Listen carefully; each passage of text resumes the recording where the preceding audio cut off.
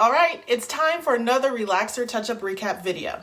In this video, I'll be telling you how my touch-up hair appointment went, how my relaxer stretch went, and a few things that I have planned for my hair in 2023. I had my last relaxer touch-up of the year the last week of December, so a few days after Christmas. I ended up stretching for right around 12 weeks, which is my normal amount of time to stretch my relaxer. Now, even though I only stretched for 12 weeks, I did my normal amount of stretch. My new growth was something fierce during this stretch. I mean, even the stylist mentioned how thick my new growth was. Because my new growth was so thick, it was harder to detangle my hair the last couple of washes and to keep my roots from looking so puffy.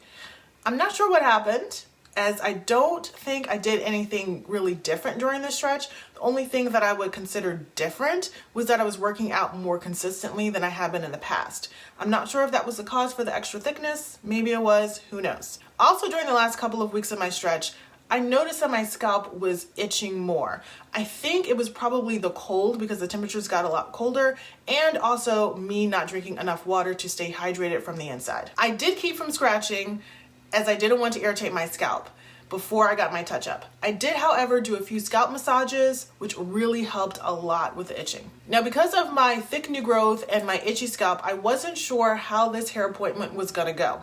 I did do a few things to try to help and make sure that I didn't have any irritation on my scalp, and those were some things that I did during my last wash before the touch-up. So I went ahead and I clarified my hair.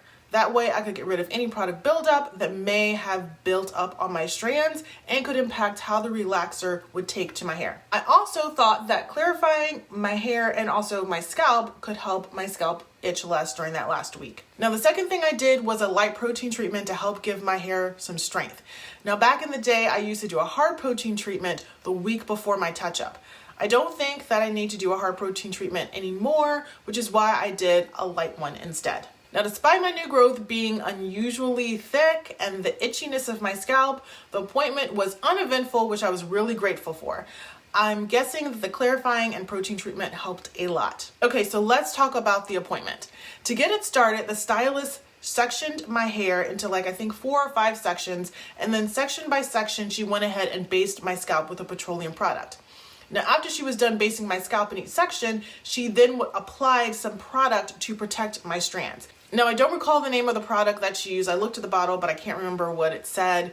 But I do remember that the product was pretty thick, and she just did it on the length of the strands and avoided the hair that was my new growth. After she applied the relaxer, she went ahead and rinsed it out, did the neutralizing shampoo, washed my hair, and then after all of that, I went ahead and got a trim. She did the trim on my wet hair. I'm used to having them done on my dry hair, but I know you can do it on wet or dry hair if you know what you're doing. Now, I really needed a trim this time because I didn't get one the last touch-up I had, and also I've had some breakage on my ends, which we'll talk about a little bit later. My ends now look and feel so much better. They look so much fuller, and I know that's a combination of the trim and also the fact that my ends tend to look fuller after my hair has been relaxed, after I've gotten my touch-up. So after my stylist trimmed my hair, she asked how I wanted to style it, and I told her to just go ahead and do a blowout. I don't need you to flat iron my hair. If you watched my last relaxer touch-up video, I mentioned that when she had flat ironed my hair that time, I felt that she did way too many passes. My plan had been for this appointment to tell her to just do one pass, but then I realized I'd have to tell her that, then I'd have to also look and see what temperature she was using as well, and that could be a whole debate, and I just didn't feel like getting into all of that. Plus, I found out that I would get a discount for not getting my hair styled, so I could save a little bit of money. I decided that if I wanted to really get my hair flat ironed, I would just do it at home myself because I can do it with one pass. Now, I did have the alternative to get a roller set instead, and that is something that I had thought about doing this time during this appointment, but I knew that getting a roller set would keep me there at least another hour or two, and I had some things that I wanted to do after the appointment, and I didn't want to do them after dark. Okay, now let's talk about the breakage. About halfway through my relaxer stretch, I started to notice lots of little hairs showing up on my clothes, the floor, and my bathroom counter. I had started to get worried because I have had breakage in the past and I did not want to go through that again, so I really needed to figure out what was causing it. I soon started to suspect it was the bond treatment products I'd been using. Over the last few weeks, I'd been seeing several posts and comments from women who had had hair issues after using a bonding treatment. And these were issues that were from major to minor, such as minor to major breakage and even hair falling out of their head. Now, previously, when I started doing bonding treatments, I would do them occasionally, like every few weeks or a couple of times a month. But lately, I've been doing the treatments on back-to-back weeks, so I was doing them more consistently. And that's what made me think that could be the problem. So to see if my suspicion was correct, I decided to stop using a bonding treatment for a few weeks, and instead I did a light protein treatment.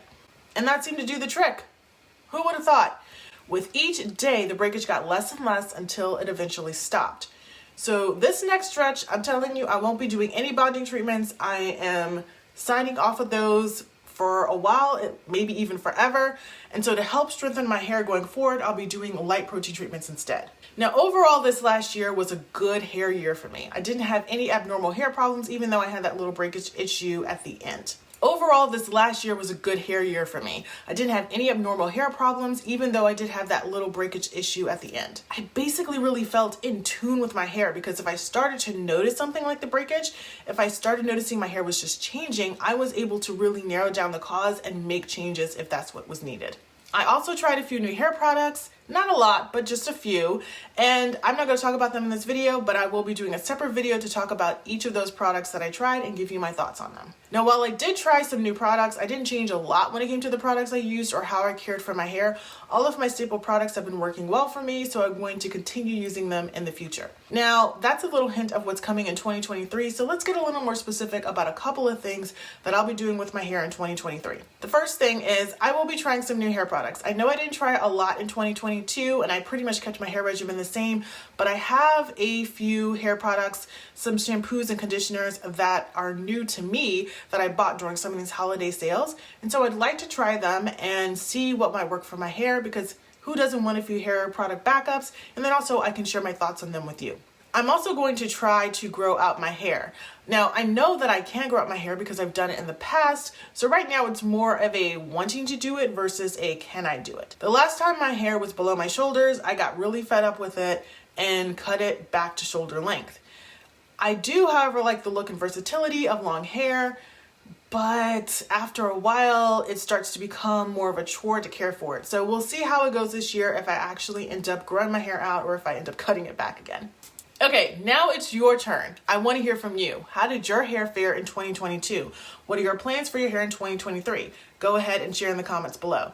And if you like this video, please give it a like, give it a thumbs up, and if you're not a subscriber yet, what are you waiting for? Go ahead and hit that subscribe button. And lastly, go ahead and check out this video to see my top 10 tools for a relaxed hair regimen.